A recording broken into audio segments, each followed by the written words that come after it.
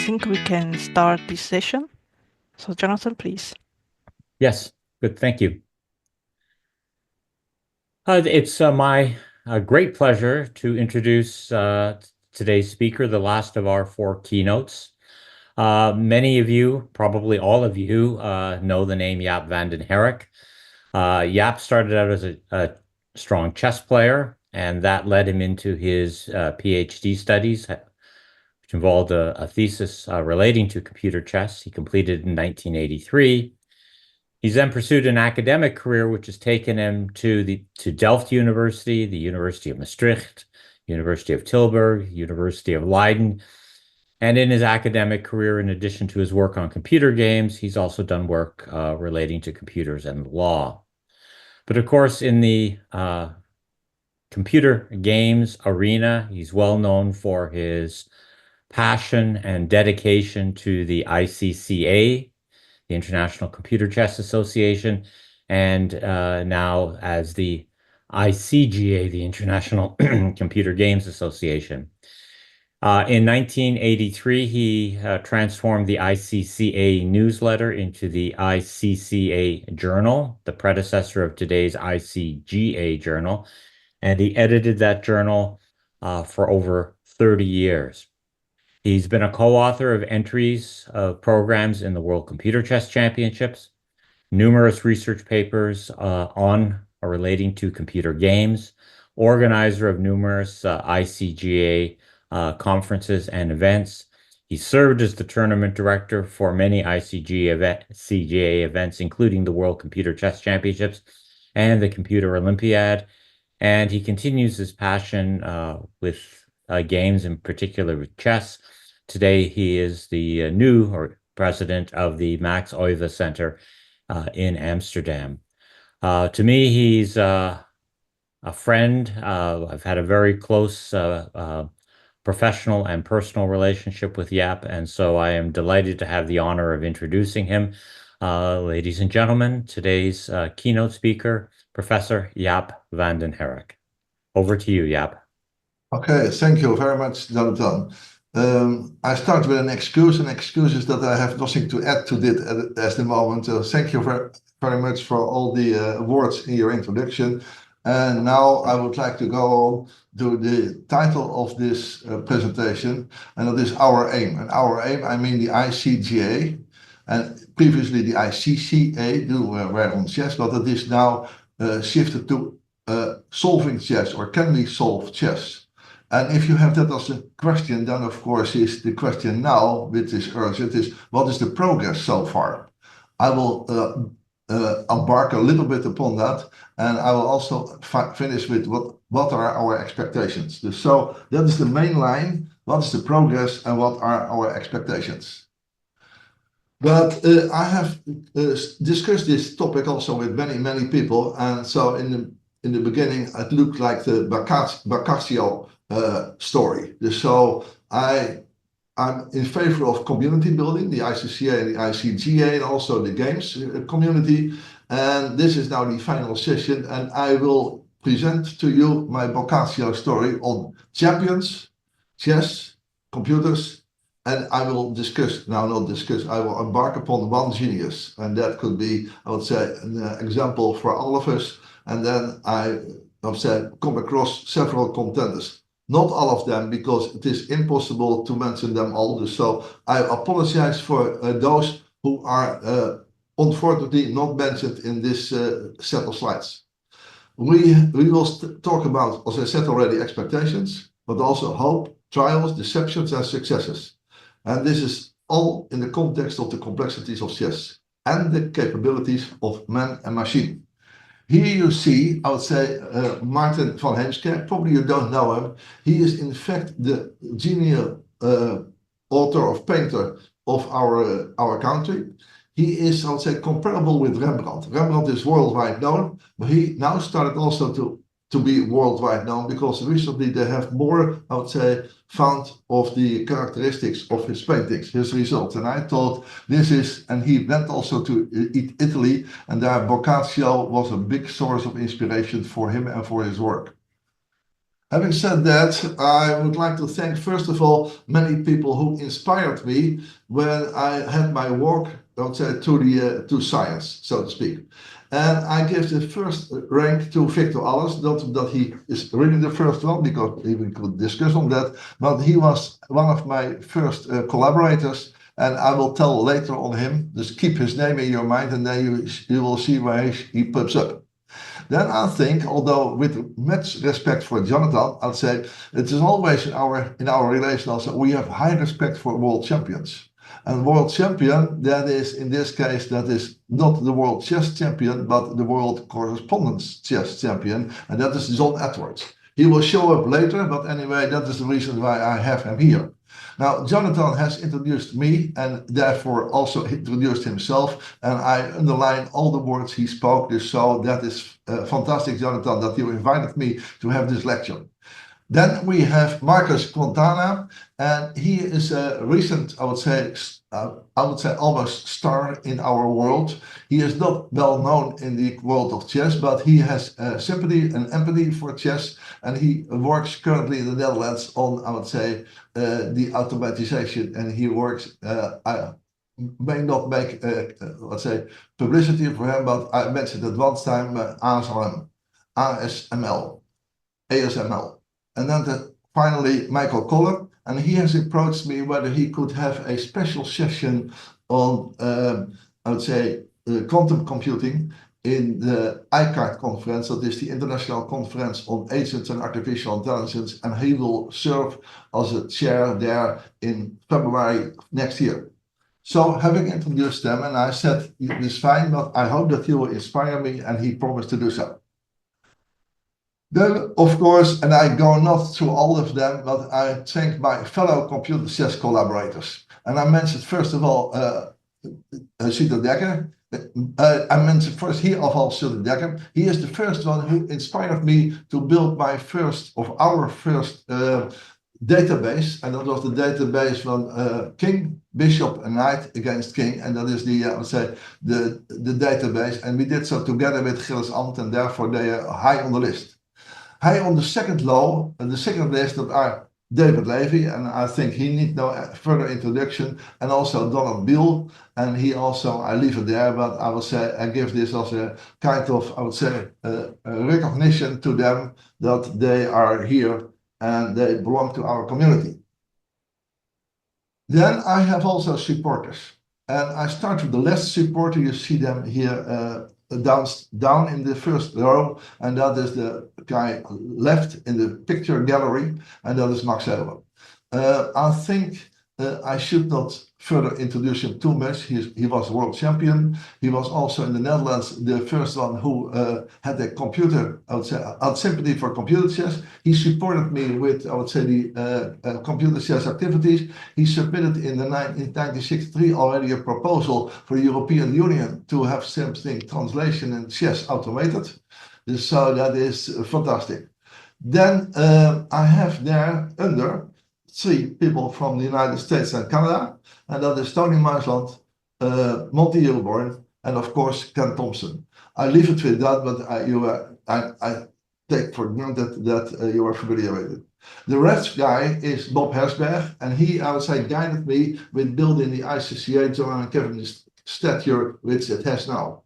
And in the middle of the 5, I would say that is Jouke Hellemans, and she is recently appointed also to the Secretary Treasurer, but I can tell you that she already fulfilled that job, say, some 20 years. So that is why she is there, and I'm very happy to continue out next year also my collaboration with her. Having said that, I now first go to the world champion who is still alive and in our midst, and that's the world champion of computer correspondence chess. He is John Edwards, and he won the, as it is called, the world final of the 32nd tournament. Nowadays we are, I would say, in the 33rd, and soon we will start with the 34th tournament, but he won the 32nd tournament in 2023. And he was, I would say, endowed with computer support. He, I would say, worked with 2 parts of computers which stored all kinds of information for him to find the best moves. And his supporters were called Big and Bigger, yes? And then he used that during the game. There he said, Jaap, be aware, indeed, we use computers in the ICCF tournament during the game. That is forbidden in normal chess, as you may understand. And I would say we have all kinds of examples of cheating in chess. But so using computers in correspondence game is not forbidden.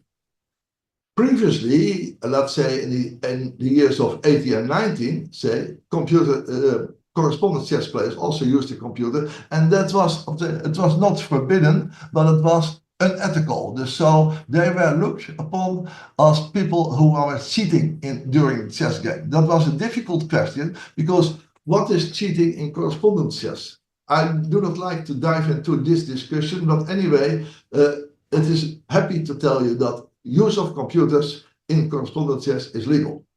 Yes. And now he is busy because he wants to retain, to prolong his title in the World's Final 34, excuse me, and 34 starts in December of this year. Then he uses a new, I would say, computer supporter. And he is building that computer supporter. And that is bigger and faster, etc. And when I have the future, I said, how should I mention this name? After what comes after big and bigger? And then he called and he thought, because he looked in the future, that the biggest one is not, let's say, in sight. And that implies he has chosen for the name Junior. And of course, there is a closely relation with the junior world champion that we have in the computer chess world, and FK, of course, also with the common meaning of junior, that is that junior will become senior. And so we can follow that in the near future. And this round of World Championship starts in December 2024. I would say, I said to him, tell me a little bit about your preparation. And then he said to me, okay, today I'm looking especially for black, because we assume most of the time that the white always has a small advantage. Not always, but if it plays very well. But Najdorf found a very good thing which gives black, I would say, very good chances. And that is so the Najdorf variation. And he made, I would say, a study of the Najdorf variation. And you see that on the board on the red side. And then I wouldn't like to go into details, but you recognize as chess player what is it. And I would say the most characteristic move is the last move, that is 15a6. And for chess players, I can help a full story, but this is on computer chess, so I stop here. But I give you also the picture of Najdorf with the Sicilian, and that is fantastic. And it is an incredible, still strong opening for black. Now the specification, because you were all interested in specifications as computer scientists, specifications from his new machine, his junior machine. What are the characteristics of junior? I would not like to dive into the 10 points here and to explain what they have and what the advantages of it, but I would like to give you an expression. In an expression, say, I would say, helping you with the expectations to build up in answering the question how we solve the chess challenge. So I leave it with this, but the the slides are accessible to you, so you can read them on your own. He said, John Edwards, he said the common 2 weeks, that means he is now busy, November 24 to December 8. I will, just before the 34th competition start, I will present to the machine some new features within the chess base 18. This chess base 18, and that is from Friedrich Friedel, as you know, that was the originated one. He has added 2 new columns in thing, and that is within the reference window. And he would like to use the new columns. One column will be the draw percentage for every position, because that may help select the variations that offer a higher likelihood of victory. And from the black perspective, is it to avoid a loss. So mentioning years, how many years it is played, and summarizing the first move when the first move appeared in that variation and when it was most recently played. That gives an idea on, I would say, the temperature of the, I would say, the urgency of the move. You can see also a reference window for a line in the Ruy Lopez, the Spanish opening, the Berlin variation, which also was played in the World Championship from a few years ago. And now for those completely new to chess-based, this is a particular reference window which summarizes all the results from games reached this position and how you can easily sort according to the right rating, the result, etc. So that is, I would say, how we nowadays are supported, and that gives, I would say, high expectations for the quality of the games. This, he said about the actual start of Future 2, how professional chess players are able to review hundreds of games every day. That is fascinating. Previously, we had only books, and then we had to play to repeat the play which was printed. But young learners now should review many games each day, and chess-based is the most efficient way to do so. It is sadly to mention that it also took John Edwards, and he is, I would say, a specialist in that, many years to maneuver. But after 14 years of 16 hours a week, 16 hours a day with chess-based, now he is, I would say, acquainted to handle them. Just note, if you would like to go this in the computer, in the correspondent chess world, it is not for free. You have to work very, very hard. And then he gives a note for me for Herik Moscow. I'm not sure that you know him, but otherwise I advise you. He is one of the adapters of this way of chess, and he personalized what chess is all about.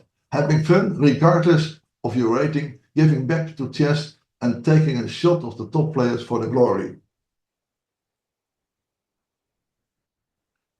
Now I go back to the title of this lecture, and that is our aim is solving the game of chess. Yes, and what types of solving do we have? What do we mean with solving? We distinguish usually three types of solving, namely ultra-weakly solving, and that implies that we have the, I would say, the beginning, the start position. So we only look at weakly has a relation with looking especially on the start position. So determine whether the first player will win, lose or draw from the initial position. Okay, and that we call the game theoretic value of that game.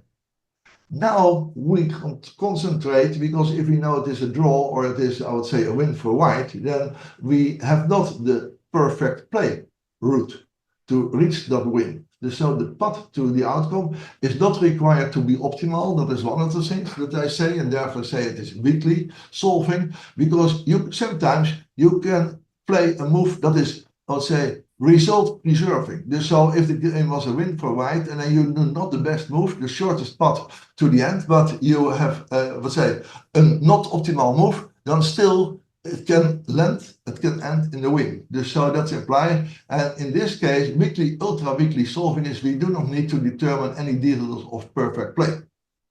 Then we have the second one, that is weakly solving, and then we assume that it is perfect play. So determining the final outcome of the initial game position with perfect play from both sides. And that will lead to a win, a loss, or a draw. But keep in mind that is only from the starting position.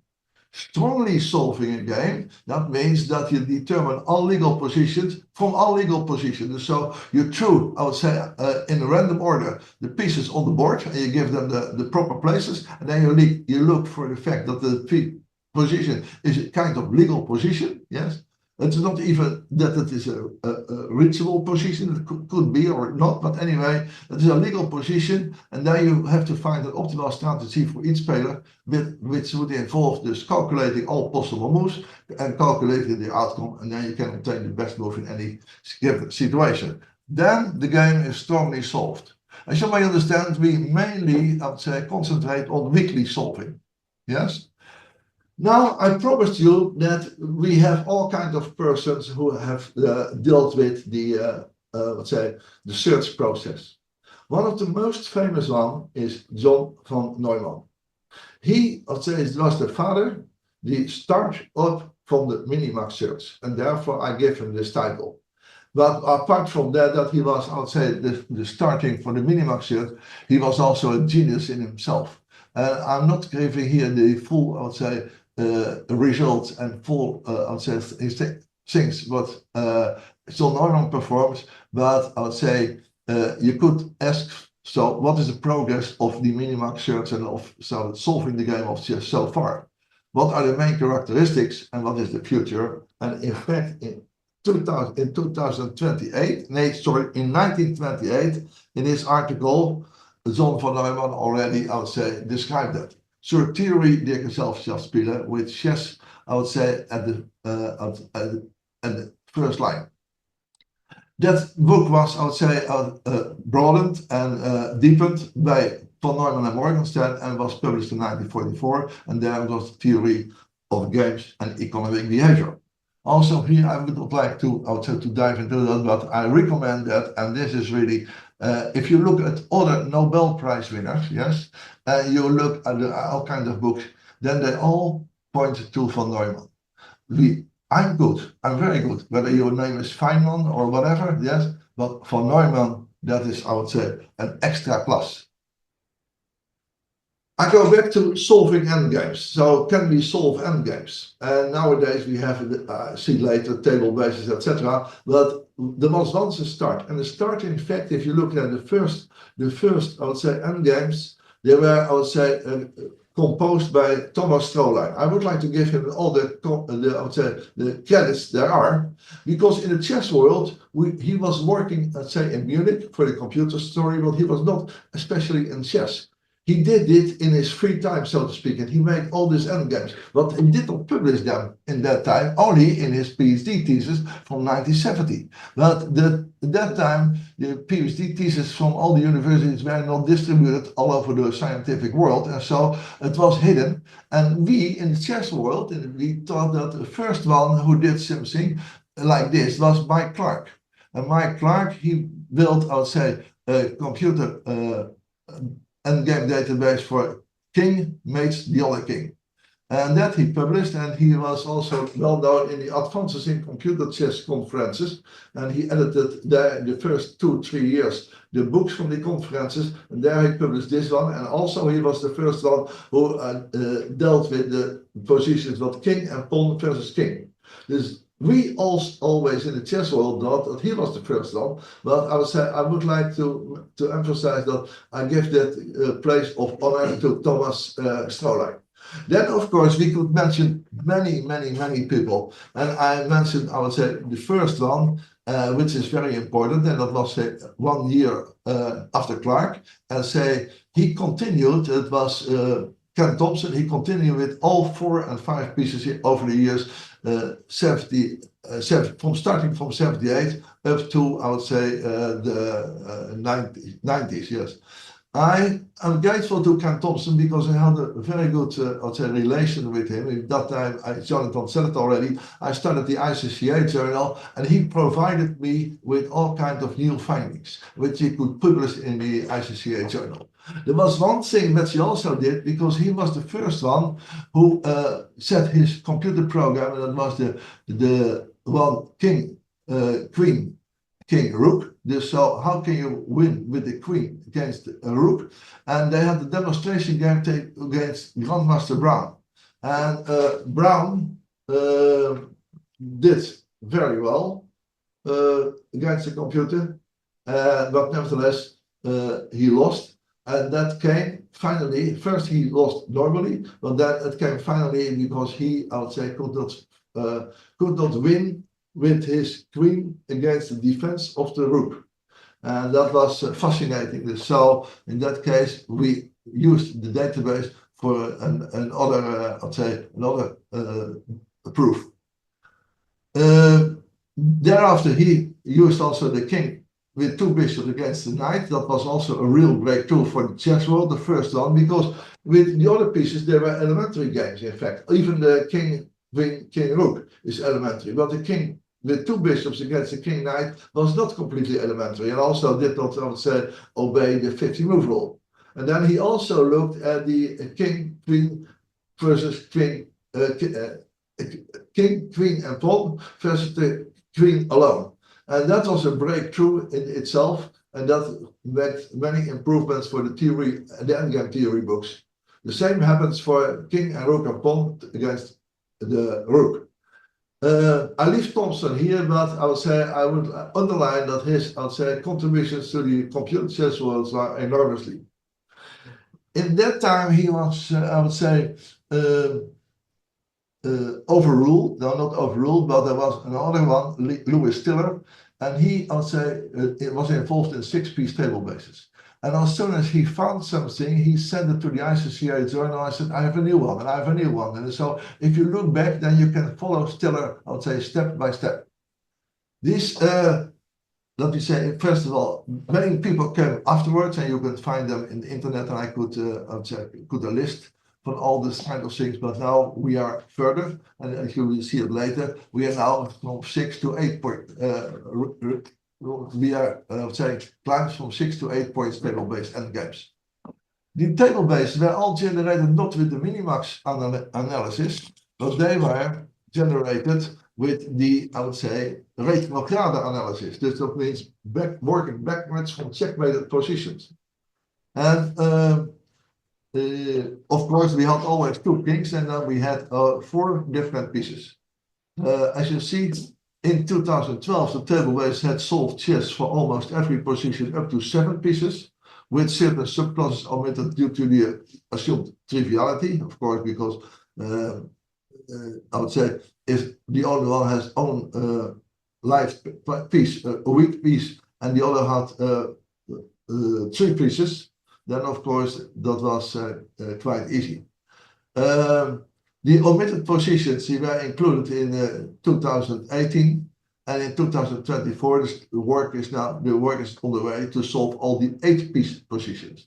But here you see already, if and my title is that solving chess. Then solving chess means solving all positions with, I would say, all 32 pieces, 16 plus 16. So you see that is quite some way to go, and we are not there, not even halfway. So that will, I would say, the challenge we have, and I would say it is very hard to build expectations for that. I now go to the predecessors of chess. So, okay, chess is, I would say, out of range, beyond range at this moment, yes? But what are then the successes on whose shoulders we can stand, yes? And now you understand better, I come here to Victor Alles. Victor Alles was a student at the Free University. That was the university where I did my master's once, and he worked there on Connect 4. His supervisor was Cyclossi, but Cyclossi was not really a game player, yes? And Alles knew from my thesis in '83, so he came with, permission from Cyclossi to me to have a look at his thesis and his master's thesis, yes? And so I worked together with him on, I would say, Connect 4. And then I can tell you that he worked very hard. And then he found also that another guy in the United States, that was Alan, yes, he was also busy with it, yes. Alles finished to find the solution, and we can talk about many things, how he did so, but it was a heuristic solution on September 20, September 20, 1988, and Alles folded in, I would say, it was 1 October, probably. Now, anyway, he found it 3 weeks later. So, in fact, Alan is the first one, and Alice is the second one. But what happened? Victor published that already in 1988, and Alan published that his result only in 1989. So, Alice also had a very, I would say, outreach. Yes, so he. First of all, he worked together with me, but also he took 2 other students, and he said, let me collaborate. And then he went to the game of Kubrick, Gomoku, Nines Best Waters. No, not him, but anyway, he worked there, and you will see him further. So I have a list here, but I go fast to them. This is the first one, Connect 4. Connect 4 is weakly solved. You don't know what it is, so you can, and it is a win for the first player. And you see here the reference is his master thesis at the Free University in 1988. And here is everything written. You can find it and how to here on HTTPS, and you can find it. And also for I would say gratitude and also for honesty, I also published the reference from Ellen, and that was a note on computer solution of Connect 4. And that was published in the heuristic programming of artificial intelligence, the first computer Olympiad, and that was reported or edited by David Levy and by Don Bill. If we look at this, then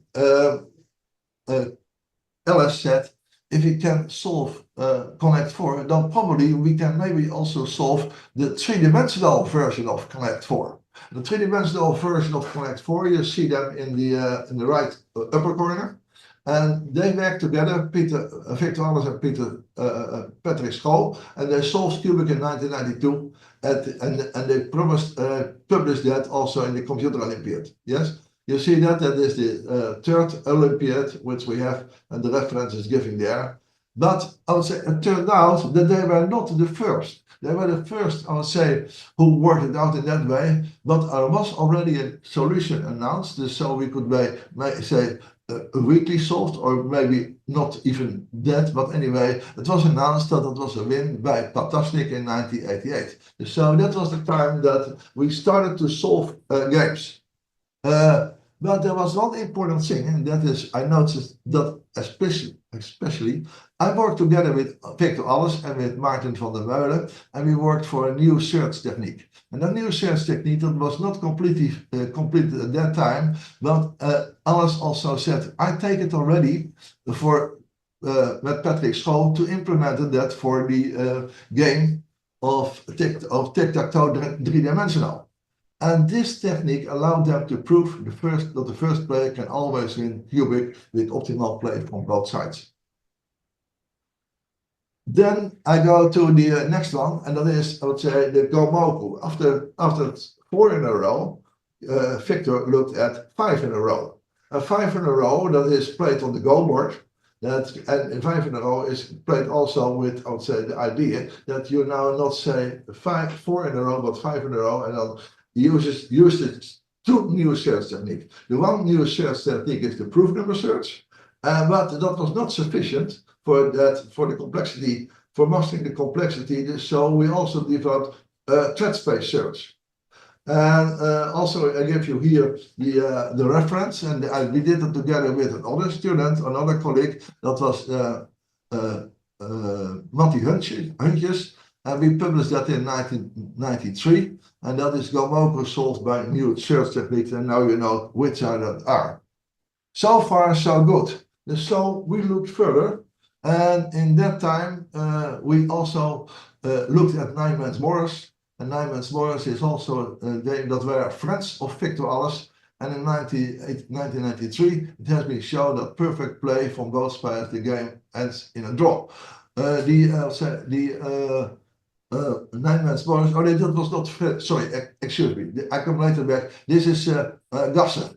And he also was he came to the Computer Olympiad, and he came in 93 to the Computer Olympiad, and then he worked already on it, yes? But in effect, he had already the solution, but he delayed the publication, and only 3 years later he published that, but it was, his finding was from earlier. Now, Awari, and that was what I mixed up, excuse me for, I would say, searching. And that is the first game which was strongly solved. So that is even better than, I would say, weakly solved, strongly solved. Awari was strongly solved with parallel, so we went to parallel computers, parallel retrograde analysis, and by John Romein and Harry Bell. I would give credit to them for in I would say in optima forma, but anyway, I think that is mentioned here, and you can find that the reference is downstairs, and I'm also not giving the explanation, but I will tell who I would say have given the rules for Awari and how you play that. Then we should have a look and eye on Jonathan Schaeffer, because you can find him that he made also a publication on that, on the game of Awari. And if you would like to have the lines there, you find it on the internet. Then we go, I mentioned the name Schaeffer, but anyway, the name Schaeffer, that was his first work on it. I mean, the Avari work, yes. But then he went to checkers, and that is a complete story. He should tell the story himself, but unfortunately for the conference, but happily for him, and also happily for all the audience of this conference, he was able to do that as a replacer of Kawasaki in the, I would say, the first invited speech of yesterday. And he did it, I would say, with the energy and with the, I would say, convincing, whether he found it, I would say, this year or somewhat later, whereas it is already 16 years ago or something like that. It gave him fame, and he talked about his own fame. So he was modest, but also he deserves all compliments that by I would say solving that, but I have nothing to add to his performance. And also, as you see here, he also worked together with all kinds of people. And now, many of them you know already from this conference or from other conferences and from publications. But that is a group, I would say, which deserves high respect. Having said it about checkers solved, weekly solves, yes, I now mentioned, and there's more, that Chinese checkers is strongly solved, but not in its total. In its total, you see the boards, but for some smaller boards. I can dive into that, and that is done by Sturtevant. Sturtevant belongs also to the group of Schaeffer, and here you see the publications also in Advances in Computer Games. That is our conference, or not the computer games, but the Advances in Computer Chess and later on games, and there you find the reference and the thing. If I mention this one, yes, then in effect, I overstepped a few other games. But I didn't mention them all. It was also not my, I would say, aim to be complete. But Renu is one game which also has been still, and of course, it has been published, the result also in the ICCA journal. Yes, but I would like to end as much as possible with Othello. Othello, and in fact, you should have been, I would say, informed yesterday with the keynote speech by Kawasaki, but unfortunately he was ill, and so he couldn't show up, and it was replaced by Schaeffer. But he solved that Othello was roughly, I would say, 10, has a complexity of 10 to the 58 in possible game records, but 10 to the, I would say, 28, I would say, almost only in game positions.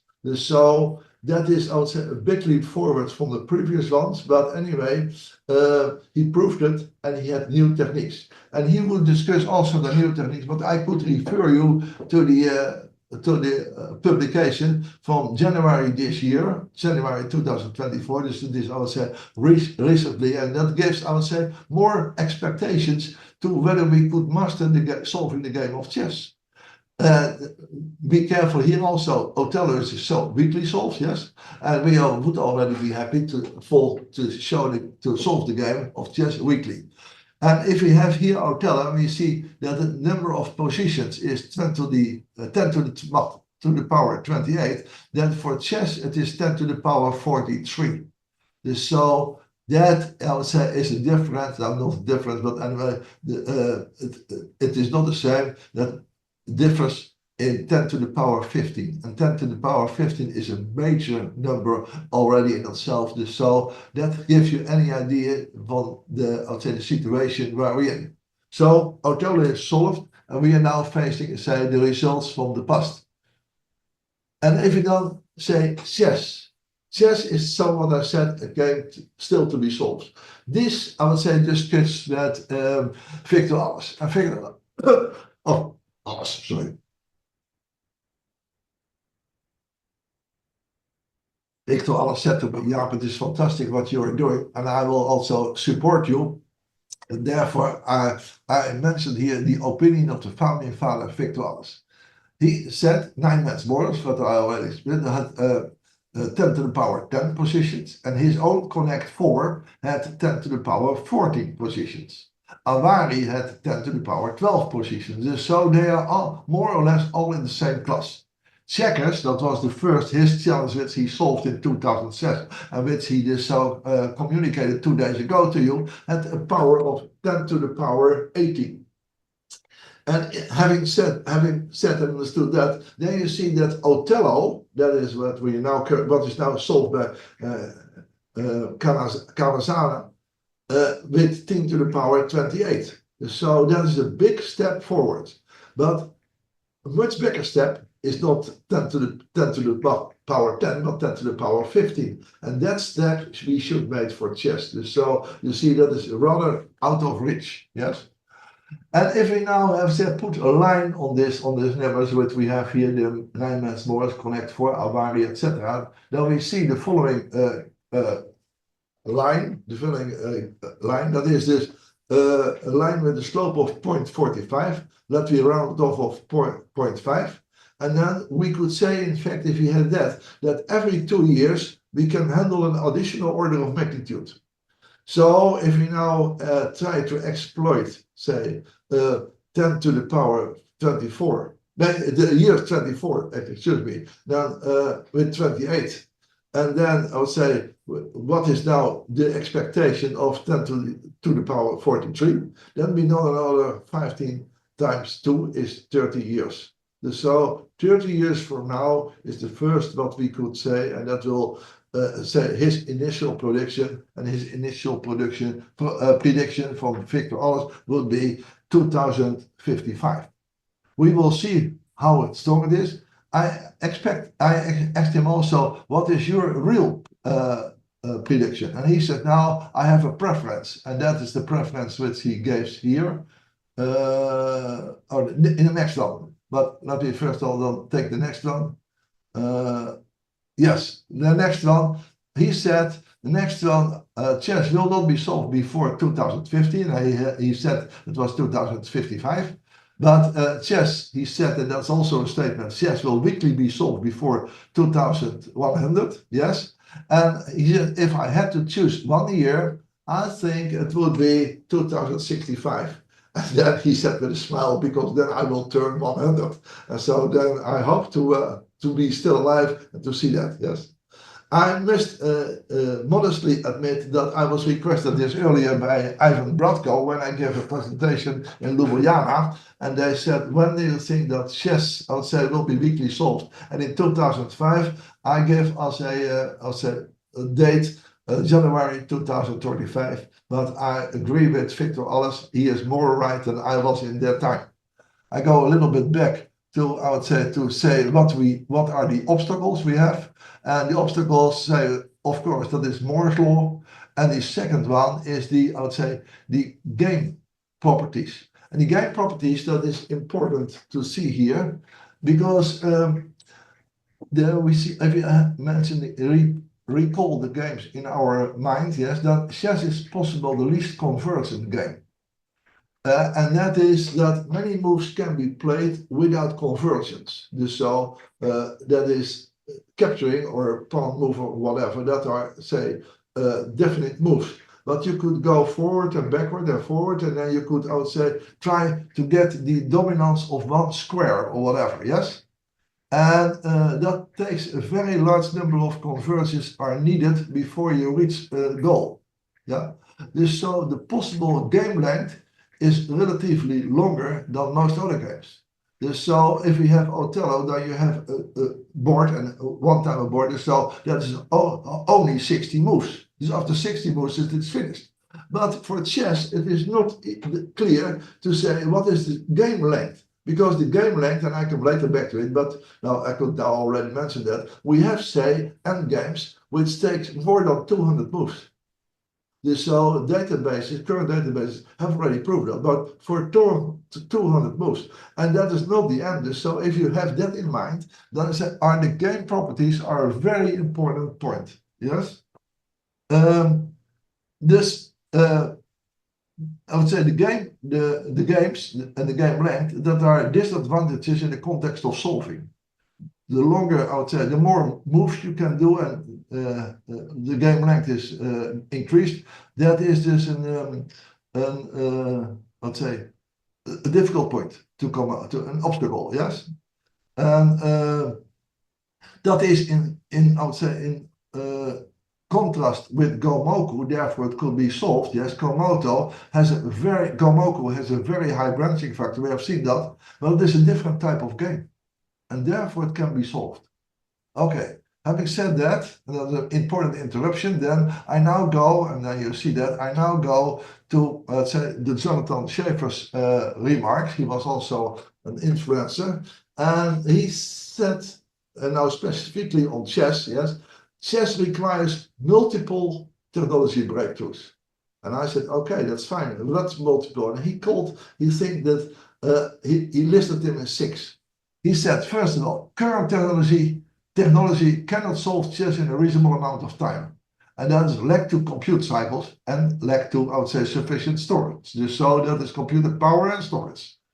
Even if you assume 1,000 times more computing and 1,000 times more storage, you cannot solve chess. So 1,000 times is quite a lot, as you might understand. But say in the, I would say, the task of solving, it is almost nothing. That implies that we need a tremendous increase in hardware capabilities. A tremendous increase. That is not foreseeable at this moment. Yes. And then he said the only remote possibility that exists today, he said, and he said it very carefully, is quantum computing. And I also thought about quantum computing. So the last 2 years I followed, so say, some courses on quantum computing. I would not say that I was disappointed on that, but I would say I do not see how they could decide, because most of the time the answer they arrive at are, I would say, given with some, I would say, correctness. So it is not for 100% the correct answer. And that makes it difficult, because for solving we know to be sure about the answer. And that implies that, as we see that the implementation of the quantum computing, today only we know how a small set of algorithms would work on quantum computing. And then we think about cryptology. A search algorithm appropriate for chess is not one of them. So we have difficulties and we should improve them, or we should find other techniques.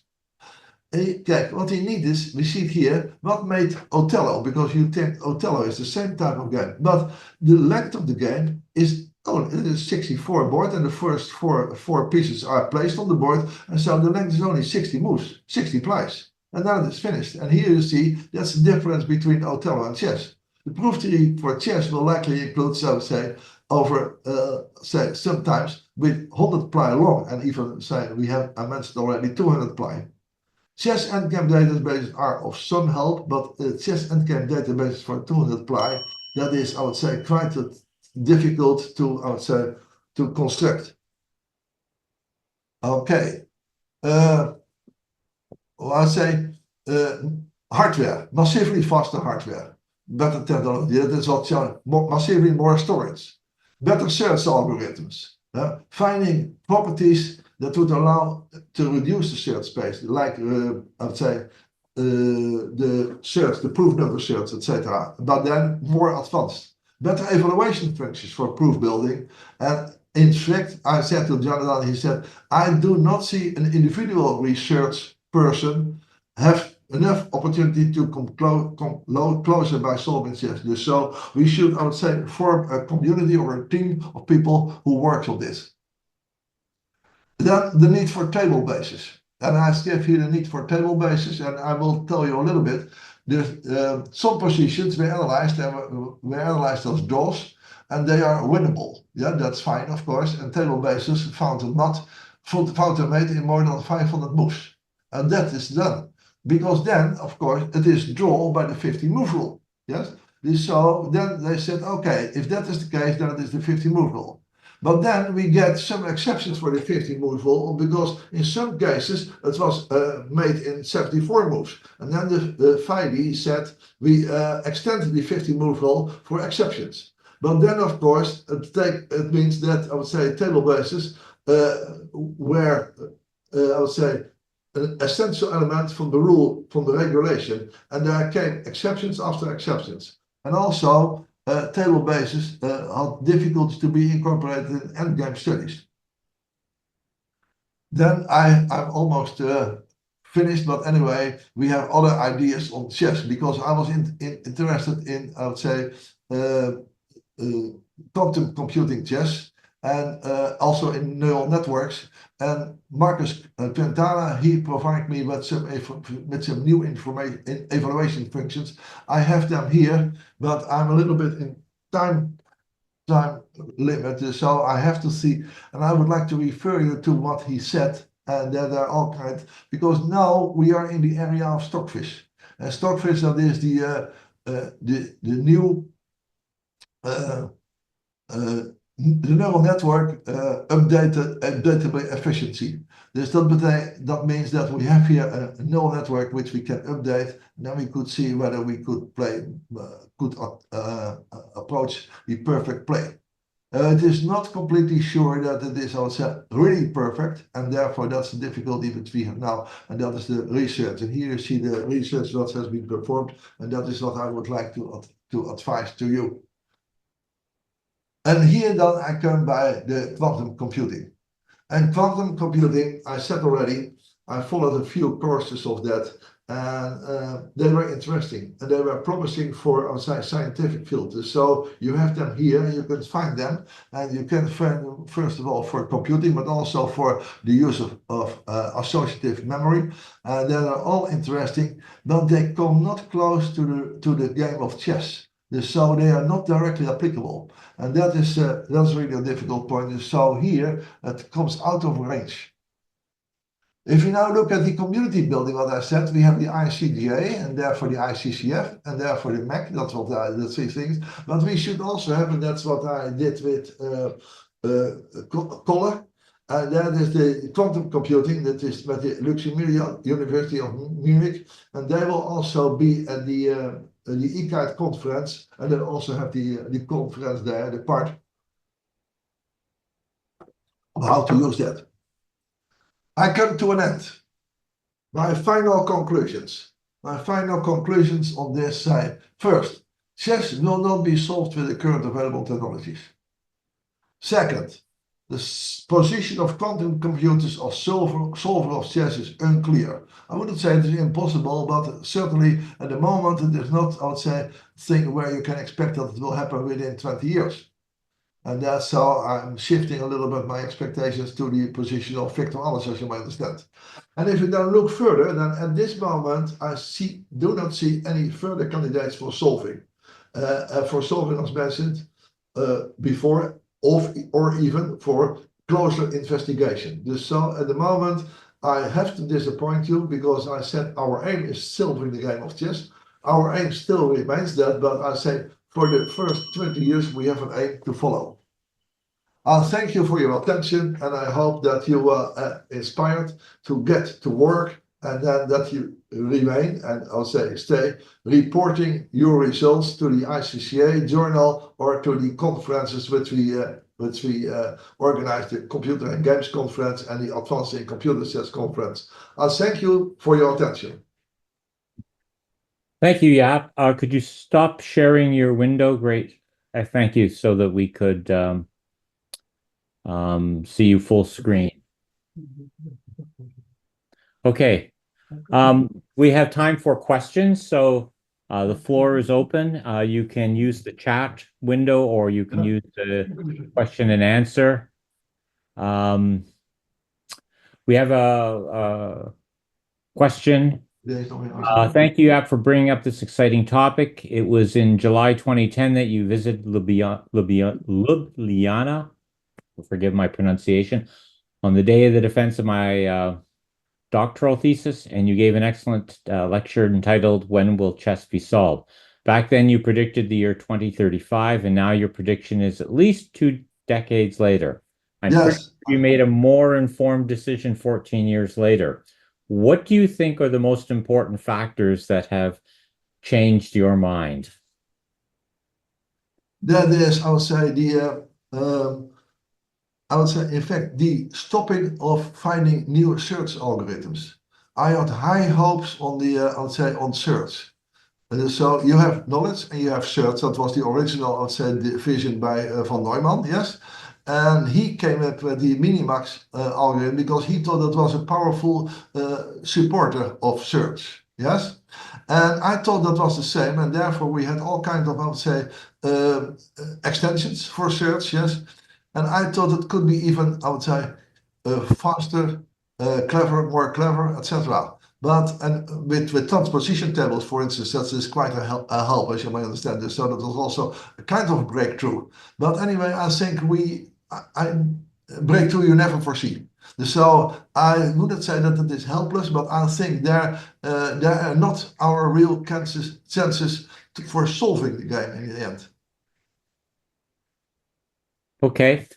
Let me just elaborate a little bit. One of the things that, of course, has been tremendously useful in many game domains, not all, is an understanding of the underlying structure of the game so that you can extract a piece of knowledge which makes a huge difference. You may be able to prove a property. And so, for example, there may be a very simple mathematical formula for determining, say, who wins a certain type of position. What do you think the chances are that there might be some knowledge that we could discover for a game like chess that would make a massive difference in terms of reducing the search space that we have to consider?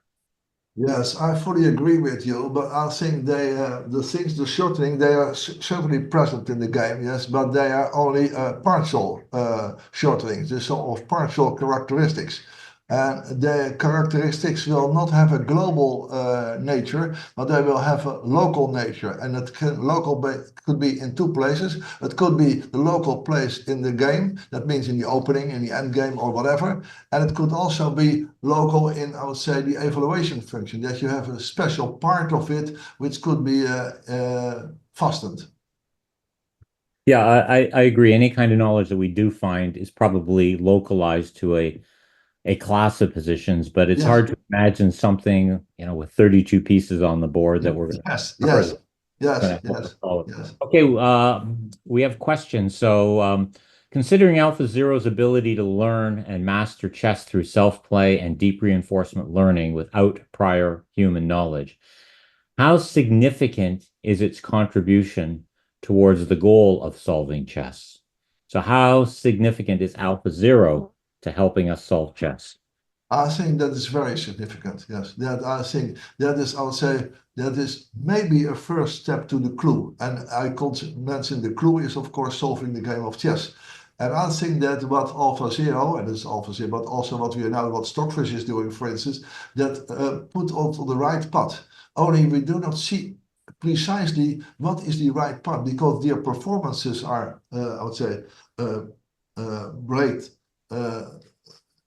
Broad, and I would say also surprisingly, because if we now see that we have a playing strength of say 3,800 Elo points instead of 2,600, yes, and if we recall the discussions we had in the last decennium of the 1990s, so when the blue had to play against Kasparov, or Kasparov had to play against the blue, let me say it in that form.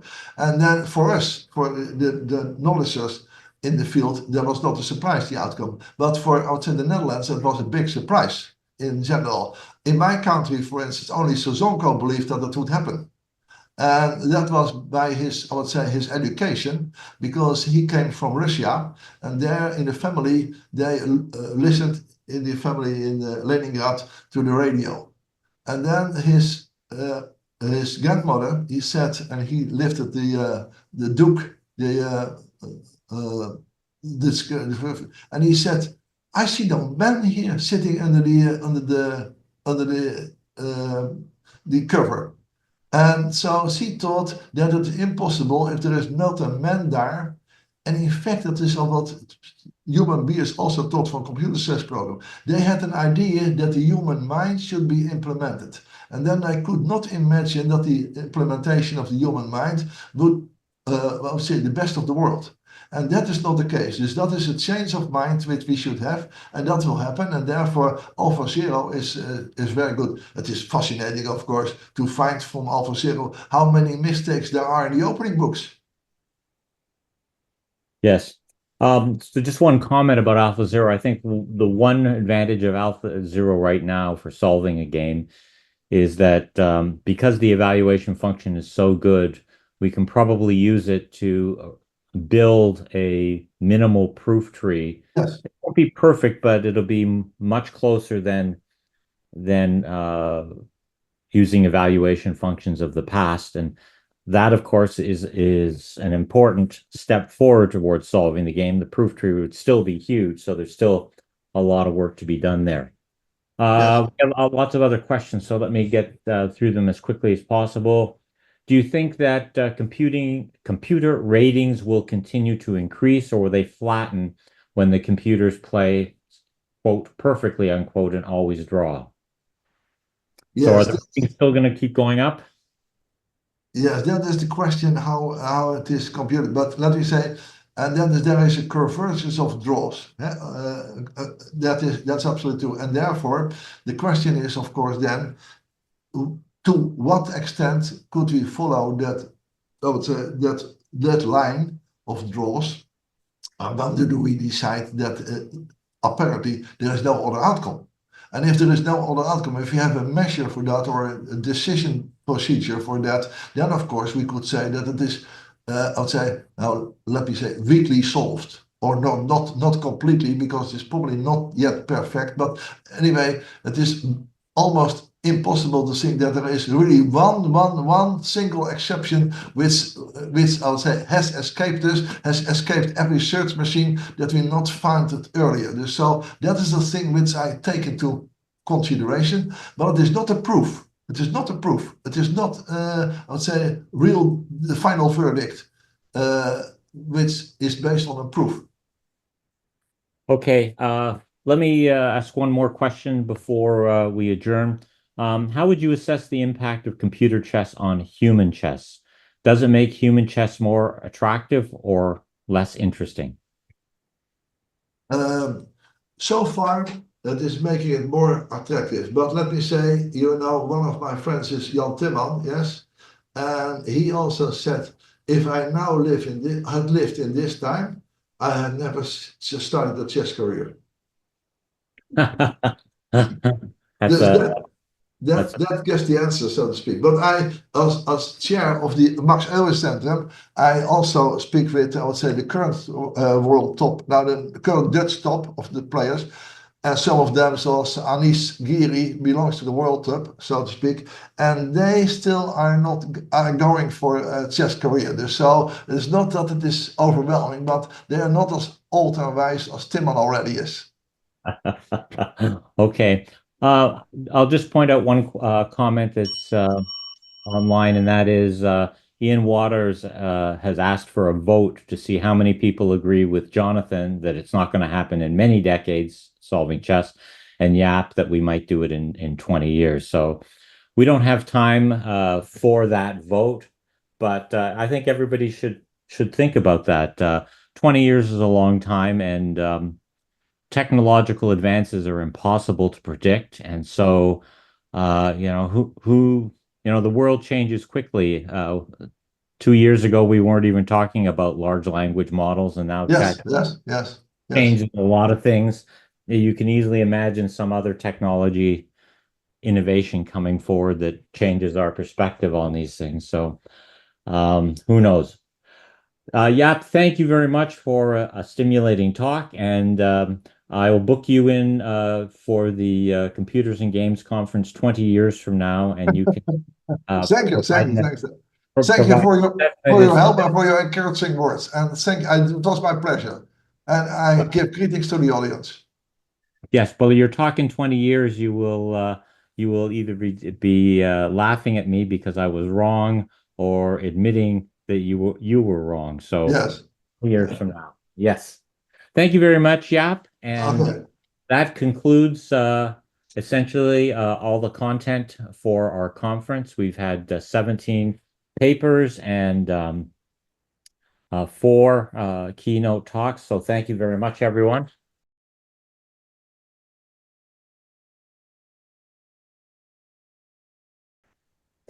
I don't know about solving chess in 20 years. I'd love to see it happen. But the size of the problem just is so daunting.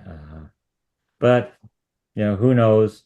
One of the things is that at least for myself, I have a history of being pessimistic about technology and then get surprised. I've made the predictions in the past that I wish I'd never made. So now I'm on the record of saying it'll take many decades to solve chess, and we'll see how long that is. It's kind of a good prediction when it says many decades. Because 2 is many. I have a good record in this case because in the Netherlands at least and further, I predicted that the chess world champion would be defeated before the year 2000. And I had even a bet with the international master Hans Beum, which he lost because he didn't believe that. And then the second one is with the chair of the Dutch Go Federation, because I said to him that when we had in the beginning of that century some matches in 2005 also, and then I said that before 2020,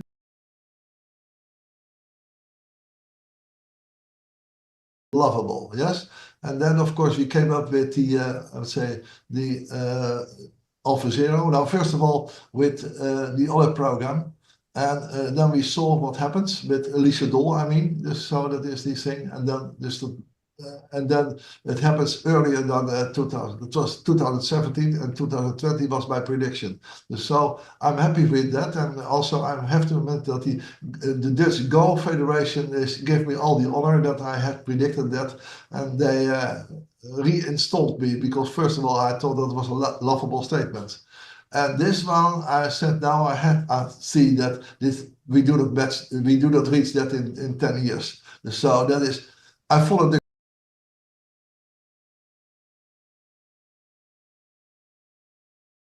bit disappointed on the power of quantum computing because they could less than I thought. They are very good in cryptography, but that could be also with some, I would say, error functions. That's my answer to your statements. Yes. Okay, good. I wish all the audience. Oh, ik zie dat also Marcus Quintana is here. Yes.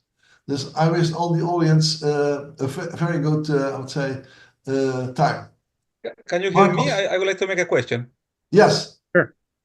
I had the pleasure to meet Jaap recently here in the Netherlands, and we had the opportunity to make a few communications on the generic chess problem. I think there is quite a gap in the use of associative memory. It's a rather recent technique that has proven some success in the field of computer vision. And I think with the combination of